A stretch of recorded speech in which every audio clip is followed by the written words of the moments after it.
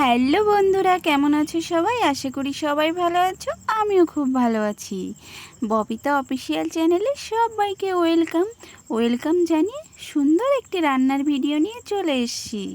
ভিডিওটা শেষ পর্যন্ত সবাই দেখো। কিন্তু আজকে করব মিষ্টি কুমড়ো আলু রুই মাছের পাতলা ঝোল। যা গরম পড়েছে তাই ভাবলাম হালকা পাতলা একটা রেসিপি তোমাদের সঙ্গে শেয়ার করি। চলো ভিডিওটা শুরু করা যাক। প্রথমে এখানে মাছটাকে কেটে ধুয়ে পরিষ্কার করে নিয়েছি। মিষ্টি কুমড়ো আলু কেটে নিয়েছি। কিছুটা কাঁচা লঙ্কা, কিছুটা রাঁধুনি, কিছুটা জিরে, আর একটু হলুদ গুঁড়ি, লবণ, আর নিয়ে নিয়েছি সরিষার তেল। এখানে সমস্ত উপকরণ আমি নিয়ে নিয়েছি। যা যা আমার রান্নাটা করতে লাগবে সমস্ত কিছু আমি গুছিয়ে নিয়ে নিয়েছি। চলো এখন রান্নাটা শুরু করা যাক। প্রথমে এখানে কড়াই বসিয়ে দিয়েছি। কড়াইতে তেল দিয়ে মিষ্টি কুমড়ো আলুটাকে দিয়ে দেব। দিয়ে ভালো করে একটু নেড়ে চেড়ে নেব। ভালো করে নেড়ে চেড়ে দিয়ে দেব কিছুটা পরিমাণ লবণ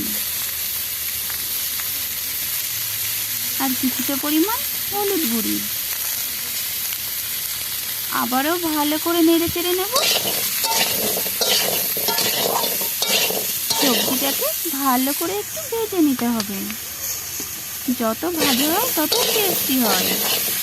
এটা আমার ভাজা কমপ্লিট। এখন পরিমাণ মতো জল দিয়ে দেবো। কিছুটা সময় ঢাকা দিয়ে রাখবো।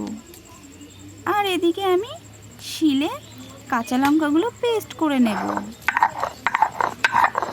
কাঁচা লঙ্কা আমার পেস্ট হয়ে গেছে। এখন আমি তরকারিতে দিয়ে দেব। দিয়ে ভালো করে একটু নেড়ে চেড়ে আরও কিছুটা সময় ঢাকা দিয়ে রাখবো। ঢাকনা খুলে একটু নেড়ে চেড়ে নিয়ে একে একে মাছগুলোকে দিয়ে দেব।